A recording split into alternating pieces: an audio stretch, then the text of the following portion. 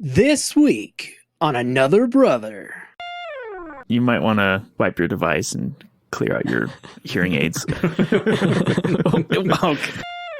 have a life. I'm sorry, Mom. I'm sure you blame me. Alex set the whatever. standard. Yeah, great. Yeah, laugh at that. Put a Brother over here, brother over there, brother everywhere. Another brother.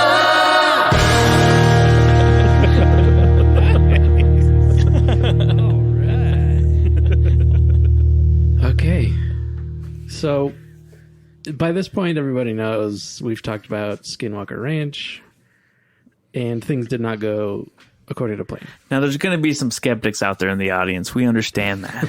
But you haven't experienced what we've talked about. Like, have you even watched the show? I'm talking to you, Johnny. Yeah, like, I had to do 2 editor's notes. And honestly, I could have done 3 or 4 because things continued to go wrong as I was trying to edit the episode and export it and everything. And it's not because we're amateurs. No. And, well, I mean, I'm not exactly a professional at this point. Yeah. But I used to be. You know, I worked in broadcasting for 7 years. Granted, True. Audio wasn't something I got to do a lot of, and I didn't do anything post-production ever. But this is an extremely simple signal flow. Yeah. And it's an is. SD card for crying out loud. Yeah, we record onto an external recorder, onto an SD card. I put that into my PC. I use professional software, Pro Tools, to do all of the editing and exporting and mastering. And So what happened? Because you still haven't told us. so as I was about to record the second editor's note to say what... Boring alert. No, so this, actually, this was after I recorded the second editor's note. I was trying to grab the rest of the audio clips on the various tracks so that I could slide them over because now I needed to make more room for this extra Right. editor's note. It started giving me, it gave me a dialogue box that I've never seen before. And I don't even know why. I started selecting clips and it just said, nope, nope, nope, nope. And I kept clicking OK, and it just kept coming back. Okay, Ooh, okay, it's okay, a okay. denial of service attack. I couldn't save. I couldn't save that new editor's note that said, by the way, all the really good stuff is what we lost. Dang. It didn't. It's like it didn't. It's like, I didn't even want the people to know that there was good stuff. Yeah. I do kind of hate it when they talk like that on the show. The ranch responded, but Hey, when you poke the hornet's nest. And golly gee whiz, us talking about it really must have upset. Our 4 listeners know now. They know. Dad, you might want to wipe your device and clear out your hearing aids. but I wasn't the only one to have weird stuff happen after the episode. So- Right? Real quick, did we even mention that like our recorder just stopped the recording? 20 minutes into us recording, it just stopped. Oh yeah, that's So like that's another big thing. Like we talked about the ranch alone for 28 minutes, only to find out it captured 20 minutes. And then of that 20 minutes, it was like Swiss cheese. right. Yeah. But the second segment we recorded was fine. Is that accurate? No, it was all lost too. Oh, that's, So we had to Oh, 'cause we didn't record record Alex's it. story That's didn't right. stop and hit record again. Yeah, so Yeah. we came back following evening to finish it off. because we Spoiler didn't even alert. notice. It's crazy, but also I didn't even mention this until I heard about the other stuff. But so I have a pretty fancy car. I drive a Tesla, which is all computer brains, man. And for the 3 days after we recorded that episode, it was not starting up. It wasn't connecting to my phone. I couldn't use any of the Bluetooth capability. I couldn't use my phone as a key. I had to use the super dumb RFID card. Which, I mean, is really obnoxious when you're used to a certain standard of living. And now I have to put this credit card on the center console just to drive the dang car. And it wouldn't drive me itself anymore either for those 3 days. How dare it? I had to turn the steering wheel. Are you kidding? Dude, atrocious. That sounds like something the ranch would want to happen. Right? I ended up rebooting the car twice. Holy cow. And I had to restart my phone. I ended up restarting my phone a total of probably 3 cycles. And then 3 days later, it all worked. So, I'm not saying it's aliens, but... Classic. Okay. That's it Yeah. for the ranch for now. Right. Please don't punish us, ranch. We'll come back to you sometime. Yeah, Don't worry you about can it. punish us then. But now we're going to talk about Boy Scout camp. Boy Scouts. Different kind of nerd. Summer. It's the season. It is. Oh, so we haven't even identified that we were all Boy Scouts and stuff yet I guess not. for the audience. Probably not. Well, we were all Boy Scouts. How Boy Scouty were you guys? I was a Life Scout. Yep. That's where I got. Oh, I thought you got your Eagle. You got your Eagle. No, I didn't. You got Arrow of Light, though. I got real close, but I chose to focus on band because Oh, yeah. Yeah. at that point in time, band was taking a lot of time. I can hear Mom crying off in the distance. Me too, which is why I also stopped at Life Scout. So Jacob, though, I think Jacob petered out at Tenderfoot. You plateaued, didn't you? Oh, come on, no. I was obviously Life as well. None of I us got stopped our at Eagle. No, I stopped at Life because I wanted to have a life. I'm sorry, Mom. I'm sure you blame me. Alex set the whatever. standard. I just didn't want to go through the pain of that. The board, Yeah. the interviews, and the questioning, and look at us now. Josh has a Tesla. Yeah. Yeah. And I edit my brother's podcast. Although I learned when I enlisted in the Army that had I had my Eagle Scout, I could have No. come in as an E2 What? instead of an E1. That's like $100 more a month.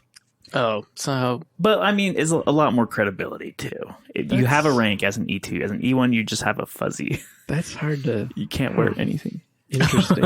it's just the Velcro it's on your chest. The Velcro pack. Yeah, with nothing to put on it. Nice. Yeah. That being said, our experiences with scouting were awesome and great, and Yeah, for especially sure. summer camp was so much fun. Yeah. And growing up in Oregon, there were some really cool choices for summer camp. My favorite was probably the one on the coast. I can't Yeah, think Meriwether. Meriwether. Thank you. Yeah.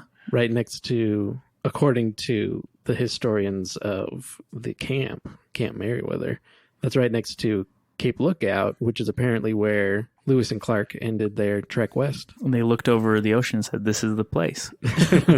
Now you're confusing with See, I didn't care much for the church history. history. Yeah, scouting. But yeah, I liked Meriwether because my perception was that Meriwether was the more adult camp.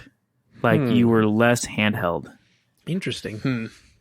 I guess I get that because this is the only camp where I did, what did they call that? An out something.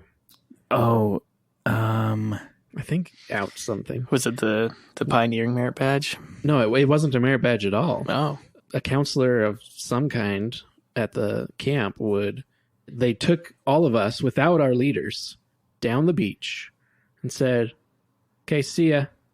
Survive the night." Like survive. like an excursion. Was it called the I don't think we called it that, but we hiked a little bit further, found like this little V in the side of it wasn't exactly a cliff face, but it was a pretty sheer bit of sand dunage with like grass growing in it. So it kind of held its shape. There was like a V in that. We climbed up in there and it was a little bowl in the sand and we set up camp there, made a fire. cool. Just stayed the night without any leaders. Yeah, Yeah. I didn't have that experience. Yeah, I can't think what that experience was called. But yeah, that was really cool. They had the astronomy merit badge. Yes, right. that I did do there. Yeah. So there were some Nice. merit badges that only Camp Meriwether offered because Yeah. the other locations weren't. Same with other camps. Right, Like, yeah. I can't remember the name of that camp, but Baldwin. Baldwin, yeah. Baldwin had See- rock climbing and Oh. horseback riding. Was it in Central Oregon? Because I never went to Baldwin. So I don't. I think it was. I don't recall very clearly, though. And Cooper. I never went to Cooper. You never went to Cooper? Where did you go? Only Meriwether and Pioneer. I never went to Pioneer. Oh, So- did I do Pioneer? I might have. Pioneer's my number one. Dang it. It Sad I never went. Well, so when I went to Meriwether, it was a merit badge grind. Oh. We filled as much time as we possibly could doing merit badges. Well, That yeah. include like environmental. Oh, what was that? Yeah. You know the one? Yeah, because I have a story about Environmental that one. No, I don't know what this is. I can't remember the full name of it. It was more of like a study-based Sounds very learning Oregonian. thing. It was. You draw pictures of palm fronds and track number of species of birds that you see in and out of a certain area, and you keep a journal of Yes, the environment around you. yes. It was lots of journaling. Oh, yeah. You know what? I do remember that. It was a Eagle, one of the requirement badges. It was. That is nice. Yeah. It wasn't fun. No. So Meriwether was fun, but yeah, we were just so. I mean, I got like 6 or 7 merit badges at Meriwether. Did you do any like bonfires on the beach? No, Well, We no did do the wonder you didn't astronomy like one. it that much. Yeah. we did the astronomy one where we had to go to the beach and observe for like 2 or 3 hours, just observe the stars. That was cool. But Pioneer was more fun. We obviously still got like 4 or some badges, but it was more fun. You chilled out a little more. Yeah. Wow. Our Yeah. thing, because again, with the group that I was scouting with, my friends and I, we were not all about the merit badges. We would do them because you had to justify the expense. Yeah. So we would do some, but most of it was just kind of just enjoying being kind of off on your own. In You the didn't woods. set up any squirrel traps, did you? We did. Oh, okay. I don't want to hear about them. Yeah, that was I don't want to hear about all Josh's group. Yeah. You don't want to hear about those? them. No, because I know what my group did for squirrel traps, and that was Oh, enough for me. I thought it was no, ridiculous. ours weren't percussive or kinetic in any way. Oh, well, And they never kept the squirrels in them. the Squirrels got out. okay. Well, the trap that my group set up was not animal friendly. Lasting damage to the animal. Oh, if wow. it worked. I don't even know if it worked. I'd like on record, my group didn't set up a single squirrel trap. Good. So we did play the I hatchet guess game. you actually learned something We from that did. merit badge. Wait, you played what now? Related we in a called it different the way. hatchet game. It was so good. Our camp was right next to the mess hall, and we just had a stump, and Okay. for some reason, someone had a hatchet with them, Okay. and so we would just slam this hatchet down to the stump as hard as you could, and then the next guy in rotation would have to yank it out, and depending on how difficult it was to yank it out, just determined who Your score. won, who was better. It's Okay. the inverse of Excalibur, pulling Excalibur. It's better than that game where you like throw knives between each other's feet and Oh, see gosh. who can get closest to No. the other person's foot. But we eventually got shut down because there was a whole group of kids on the hill above us where the mess hall was, just watching us. So you got 'Cause it's fun. reported. Yeah, so counselors came out. Were like, you can't do that. You would think that the troop from the Church of Jesus Christ of Latter-day Saints Yeah. would be the straight shooting, nerdy troop, but we were the opposite. Uh-huh. Every camp we went to. Every other troop would have like the full uniform set, the boots, the socks, The official shorts. everything. And so later, when I did the Scoutmaster thing, Yeah. that would have been right. like $300 easy per person for those full uniforms. And I mean, it's cool if you do crazy. scouts that way, but for us as young men in the church, it was a required thing. Like you did Boy Scouts. Yeah, it wasn't so much of a For free everyone choice else, that they we were made to just do Boy it. Scouts. They Yeah. wanted to be Boy Scouts. And I wanted to be you wanted the outdoor I experience. wanted the experience. I didn't. Yeah. Yeah. Yeah, sure. Like I had some badges that were safety pinned on. Of course. Yeah, right. Because you never learned to sew them on yourself. Yeah, And neither did I. exactly. So this kid comes up to me, why aren't your badges sewn on? Oh wait. Because my mom hasn't sewn them on yet. You don't sew on your own badges? Like, okay, we're different. You call yourself a Boy Scout? In comparison to everyone else there, our troops were always basically the punk rockers by comparison. Yeah. And for real, we kind of let the BSA down Yeah, when we went to camps. suppose we did. Well, and you have the skits, right? So you always have like the end of camp skits, and my group never once did one. Nope. Nope. Like, but I feel like all these other groups had like a little laundry list of like choices, and they were always really good and really funny and really well done. And I'm like, you guys clearly spend a large percentage of your time working on these skits that I just, didn't have don't care about. Yeah. That's part of why I enjoyed Pioneer. They actually had a relay race.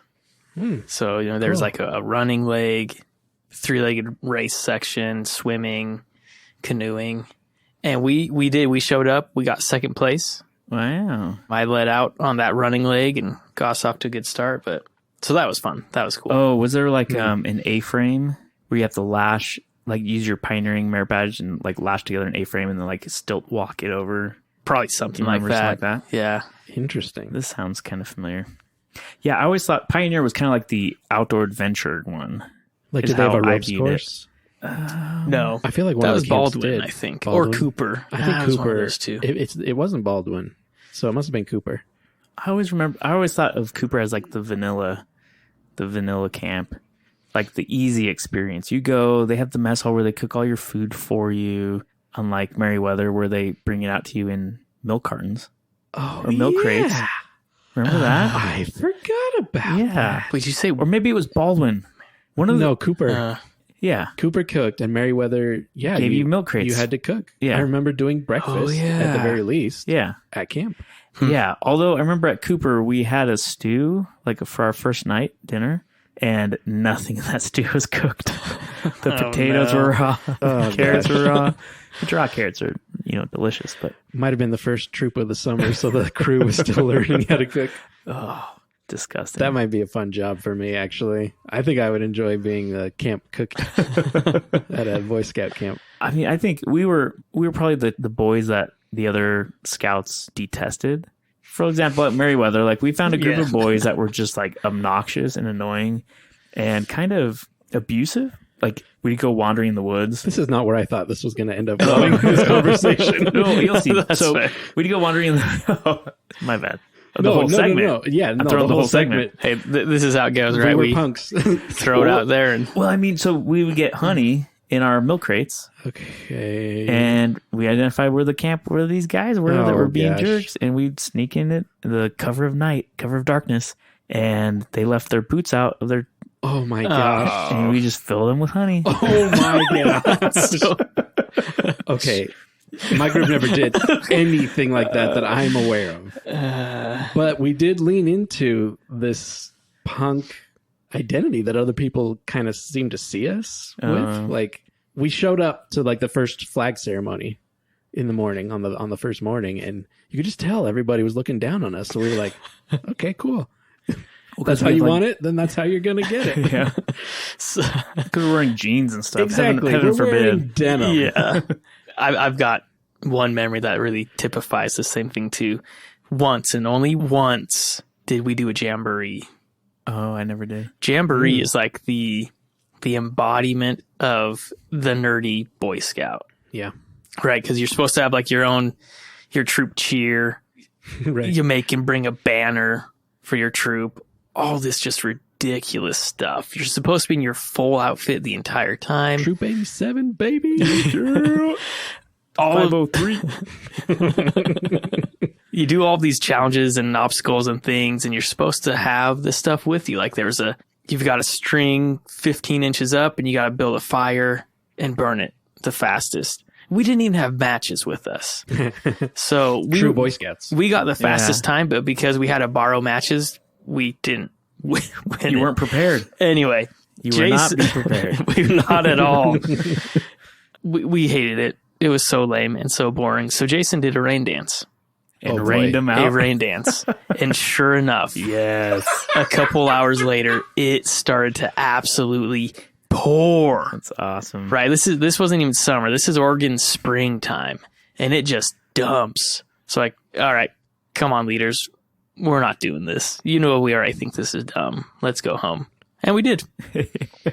Wow. 87 Yeah, packs it up we and didn't- leaves the Wow. jamboree. I mean, it was just right in the valley. We didn't drive far. It was like Mission Bottom or something like that. Oh. It was Well, really if close. they didn't think 87 sucked before that, they certainly did after. I credit the dads, the fathers who were like, they're not getting any value from this. We have stuff we could be doing. Yeah, We're packing up. We have nothing to gain here.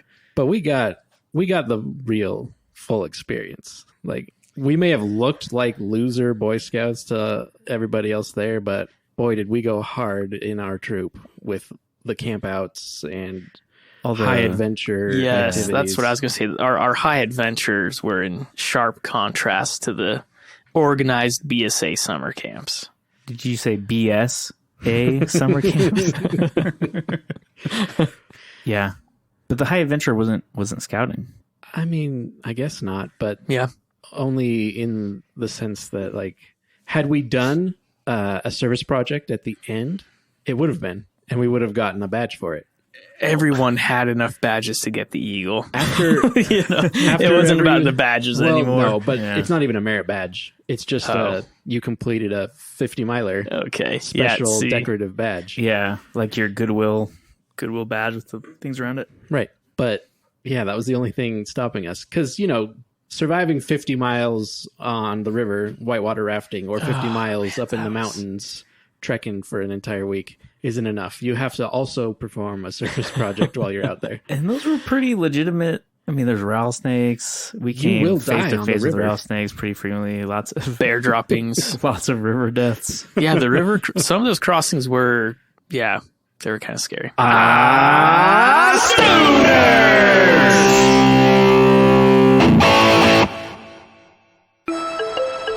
Your hair stands on end, the back of your neck. Something struck the road. I don't know what it was. It looked like a giant ape with a man's face. I don't think it is a human. I think it's a Sasquatch.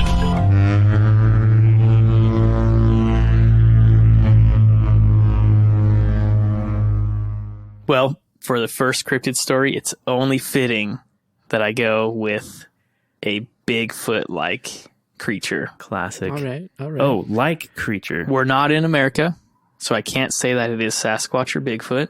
Yeti? Dude, we're going back to Russia. Already? Oh, yeah, already. Okay. I can't help it.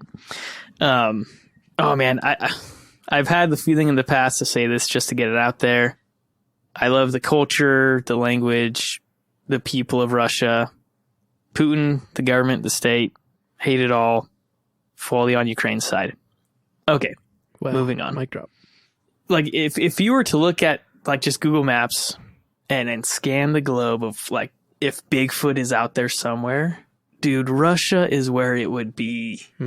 It is just massive. Right. And so, Remote. Like a lot of it, isn't it? Really yes. remote? So what's the opposite of densely populated? Oh, sparsely. Remote. Sparsely. Remote. Yeah, it's so remote. So are you in the camp that Bigfoot is a single mythological creature Or a species. or aliens? Oh, no. Or is it Alien Chewbacca? visitors, prisoners that are released on Earth. I don't think it's a single individual. Okay. I think it's a species. We can get to theories later. I have my own working hypothesis of alien versus what for Wow, you Bigfoot. really are the Bigfoot one. I I do am. not think about this. Okay, but Okay, not Russia. pertinent. Okay, Russia. So obviously, across all of Russia, there are a bunch of enclaves of indigenous peoples Yeah. throughout the entire land, right? Right. Again, it's just Right. so expansive and massive. So with that, you have lots of different oral traditions and ideas of or sightings of Bigfoot in the Caucasus region, which is down by Georgia. Sure. I they- know geography. Azerbaijan. They've got a creature there that they call Almasty. Okay. Okay. That's the Bigfoot of the Caucasus region. Where we're going is Far East Siberia, like Yakutia. Okay. Okay. There, That's on the risk board. Yeah, it that's on sure risk. is. You Yeah, know where yeah. that is. I loved that country, actually. And in my mind, that's where like Russia's population sparseness, that's at its height of sparseness. It's peak sparseness. I love oxymorons. I just had to use it. Yeah, just there's hardly anybody out there. And it's just all forested, all swampy. You get some rolling hills, some mountains, depending on the specific region. In Yakutia, they call Bigfoot or their Bigfoot creature Chuchuna. Oh, Chewy. Chuchuna. Nice. Chewbacca. Some other native peoples also call it Muliana, but we're just for simplicity, we're going with Chuchuna. Chuchuna. Okay. So Chuchuna has a lot in common with Sasquatch, Bigfoot in North America. Tall, large, human-like creature, extremely strong, surprisingly agile for its size and quick. It's covered in everything I've read. They've described it as wool, like long wool, which again, if you're in Siberia, you're a creature, that makes sense. You're going to need something thicker than just normal Your fur. average fur. Yeah. Sure. So covered in a long wool, and there have been reports of Chuchuna throwing rocks, like at people, at tracks. settlings. I think I've heard that of Sasquatch. Yes, too. yeah. That's a very common trait that people report for Bigfoot. Yeah. But prepare yourself for the differences now. Okay. I almost wanted to refer to these creatures as wild men rather than Bigfoot-like creatures. Here we go. This is why. Chuchuna have bows and arrows. Uh-oh. Primitive bows. Oh, no. Spears. Oh, crap. Metal knives. What? And they sometimes fashion rudimentary clothing out of skins of dead animals. Oh, not people. No, not Oh, people. my gosh. That would be horrifying. Okay, so they clothe themselves. They clothe themselves. They fashion And they clothing, arm themselves. And they arm themselves. So we're talking a technological civilization, basically. Very primitive, but yes, they can craft Tools are technology. intentionally tools. Yeah.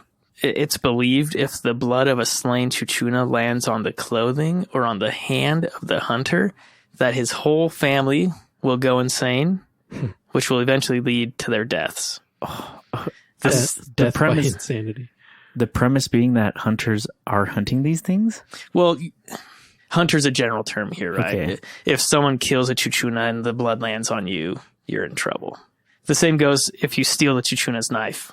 I don't know what it is about that knife, man, but the people of Tunguska, right? That's where that big meteor 100 years ago exploded, and yeah, there's right. lots of weird stuff out there that happens too. But the people who live there, they have a tradition that a Chuchuna once broke into a barn, stole all of the food storage that was being stored for winter. The hunters followed its tracks and found it in a mountain cave. Okay. The Chuchuna dropped down on its knees and started muttering something as if it was like pleading for like mercy. So like they're intelligent creatures, like it knew it was in trouble. That's disturbing. But without hesitation, they stabbed it. And And their families went crazy. I don't Until they die. know what the rest of that story is. What the crap? So that's this oral tradition of those people, which is another common trait I've seen. The word that's been used in Russia is inarticulate. I would switch it out for unintelligible. They seem to have an unintelligible language that humans don't understand, but it seems purposeful in what they're saying. Like they're trying to communicate, or they have, In 1929, an article was published in the local Yakutian newspaper. It purported that Chuchuna are real living creatures, and it even included testimonies of like eyewitnesses from that time, not just oral tradition, but actual eyewitness reports. I couldn't find this article as hard as I tried. I mean, it's almost 100 years old. Yeah. So Dang. in Far East Siberia. Wow, that is almost 100 years ago. Mm-hmm. Wow. But it stated that 2 or 3 Chuchuna had been killed before, and that the hunters buried the bodies and hid it from the authorities because they were afraid of being criminally charged for murder. So like that shows you How similar. and how intelligent these creatures did seem. But presumably these things are still covered in wool. Yeah. But have the appearance and demeanor and behavior of a person. Of a man. Of a human. I know. So again, that's why, like I said, I was tempted to Classified. I am tempted to call them wild men. That's like upsetting. tribes of some missing link or something, Because there are some of the articles they just call them wild men. Diki Aludi. But I just, out of the annals, Annals. anthropology. We'll not use that word because I don't know, but I was trying to go on that one. But are there any human tribes that are classified as wild men? I mean, the most like remote tribe I can think of they're obviously humans, Homo sapien, very clearly. Right? They have their naked skin, they're not covered in wool, and exhibit, really advanced language. Yeah, fully developed languages. Culture, how they communicate with each other. Art, buildings, religion, straw hatched stuff. Yeah. Yeah. Mm-hmm. So yeah, I don't know of any, because so that's where my next point. In 1933, a professor wrote another article about Chuchunas, where he called them a tribe of very undeveloped people, again living in eastern Siberia, who were covered in long wool-like fur, and that they speak a kind of language that humans can't make sense of. They live a nomadic hunter-gatherer life alone or sometimes in small groups. And he says they don't attack people unless they feel like they themselves are threatened, though they have stolen guns and clothes from people before.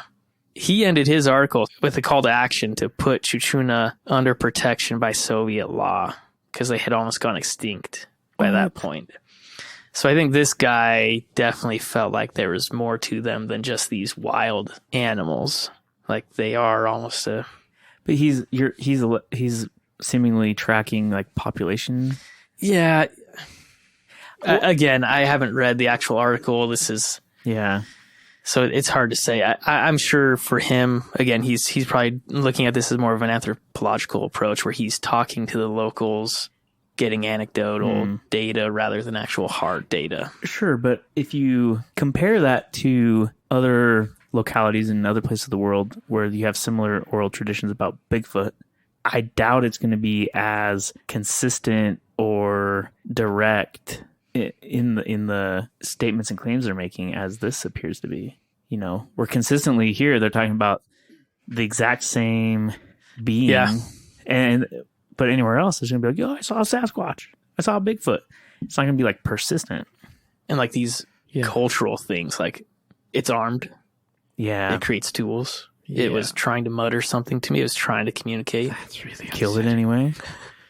I mean, you can't communicate with the thing. It's huge. It's armed. You've got to protect and defend your family. Until you get his blood on you. Then look what you did. Idiot. And you probably stole his knife after the fact, too. Double idiot. Well, this is probably how they learned not to do that stuff. Was that instance. Yeah. Right? Because they were hunters. Boom. So, yeah, that's Chuchuna. How do you... Chuchuna. Are there any, like, roots to that name? Do you know? It's not Russian. So, I have no clue. Different language. Same, I mean, all of them. Almasti, no clue what that's supposed to mean. Mulyana, don't know what that means either. They're all non-Russian languages. This one, however, this is a very specific event. It's probably more of just, I mean, it's not quite folklore, I don't think, but it's probably more of a tradition, an oral tradition, rather than what appears to be an actual population of creature that has had consistent sightings over the years. Okay. All the article said was a long time ago. So I don't even have a date range, unfortunately. I'd say probably, maybe 1,000 years ago. Well, it's probably where that's I'd a put long... it. Right. I know. Well, maybe not even quite 1,000. Anyway, I'll get into it. So this is northern Russia in the Komi. I actually don't know what it is. Oblast, Krai, whatever. Republic. In Komi, back when there were just tribes of people living along the Pechora River, they hadn't even learned agriculture yet by this point. So they hunted fish and they could breed cattle. 1,000 years ago, they hadn't learned agriculture? Very remote, remember. That's noteworthy in and of itself. Yeah, I'd have to look more into the history of like the Slavic tribes, but I think they were slower to get there, and probably in large part because of their environment. I mean, it's just a lot more difficult to. Oh, okay. To. Got it. That's why Ukraine's the breadbasket. Yeah, but they had actual like permanent settlements and stuff. They weren't nomads traveling. They were rooted. That's different in their villages. Yeah, this is pretty different. This giant I don't even know. I don't know what to call it. This giant wild man started showing up, and they called him Jagmort, Cool which name. literally means forest man. Oh. They said he was as tall as the trees, as tall as pines. What? He would prey on women, children, and cattle, and just had the demeanor of like a wild animal. Is that because you don't prey on men? Because, like, is this just a masculine thing? Like, we're never going to call it like you're preying on men? Like, because they're fighting back? This seems... I don't Well, like it. I mean, I can think of a few of our listeners that are not going to like that. this is definitely a damsel in distress story. Right. Okay. Okay. He wore crude clothing made out of bear fur. Okay. A lot of bear. Yeah, He no probably kidding. smelled real bad. Probably. Dead bears are stinky. So at one point Living he bears chose are a stinky. night darker than most nights, and he set a blaze to the trees next to the village. Do that? So he could start fires on purpose. Yes. So All right. within this chaos that he created, he stole the daughter of one of the village elders. Her name was Raida. Raida was betrothed to Tugan. So Tugan, he's like, yo, bro, stealing my woman. So he gathered all the other men in the village, and they took off after Jagmort to go hunt him down. Yeah. Giant dude, so he's obviously leaving tracks. Beauty and the Beast. Hey. So they follow the tracks. They're obviously armed. They're ready to go. They find a point of hiding by the riverbank to wait for him to ambush him. He comes out. As soon as he stepped on the river, the bank, they jump out. And like they just go at it, man. They're throwing spears, shooting arrows, throwing rocks at him. And he just like stares at them with this like just bloodthirsty animalistic stare. Lets out this crazy roar, grabs his club, and just starts swinging. Just hacking guys down. So then this battle takes place. And they're just battling out like so long. I don't know how many men were in this village, but the battle goes on long enough that Jagmort eventually collapses from exhaustion after killing who knows how many men. He just tires out and falls down. So the surviving men gathered around and cut his arms off. Nice. So he couldn't do any more damage. Jeez. When he woke up, they're like, all right, where is she? He didn't bleed out? That's It might have been hands. It's the same you would word still in bleed Russian. out from your hands. That's true. You still have arteries that get down there. But that's always something that bugs me. It's the same word for foot, for hand versus arm. Oh. And it's the same word for foot versus leg. Really? I hate it. It's hard. That's Russian? Yeah. Get It's weird. out. Weird. How? Wait, no. Wait, how do you refer to your foot? Your left foot? It's the same as you would say your left leg. Yeah, it's weird. Russia, Anyway, that's a glaring... Fix your gotta dang fix that. language.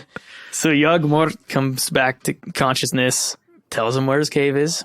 They go to the cave. He can speak, You probably went... Pointing and sprayed stuff. blood, but he arterial understood blood them. over in that direction. So, Oh, I mean, true. there are different accounts. Some accounts say he took them there. Let's go with that. He led them to his cave. Tugan finds Raida dead. Oh. She wasn't even surviving. He also had a ton of just like all of his plunderings in the cave. They took those all out, burnt it all. They took Jagmort back to where the battle was, chopped his head off, shoved him into a grave, and drove a stake through his chest into the ground. just to make sure. Yeah, so that he couldn't stand up. Buried him up. And then from that point on, the tradition carried, whenever you passed by his grave, you take a rock, you put it on top, and you spit on him.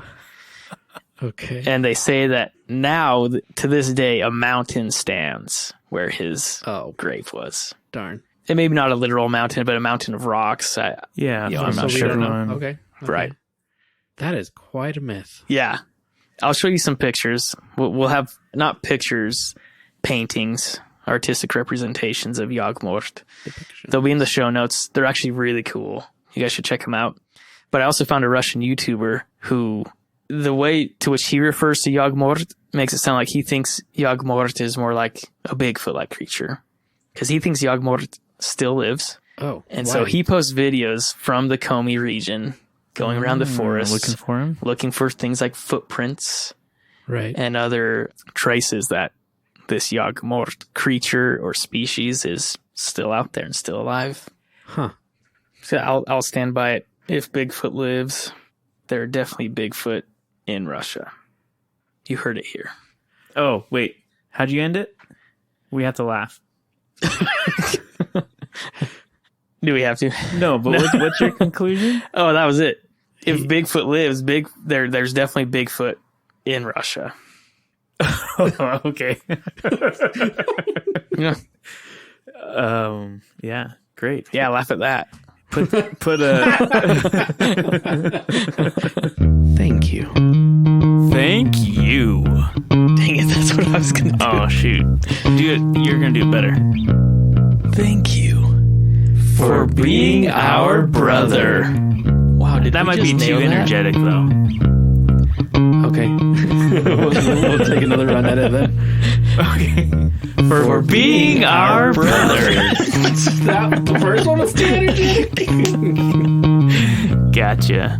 For show notes, rockin' merch, and other brother goodness, check out our website at anotherbrotherpodcast.com. Be sure to come back next week. And tell your friends so they too can become a Brother over here. Brother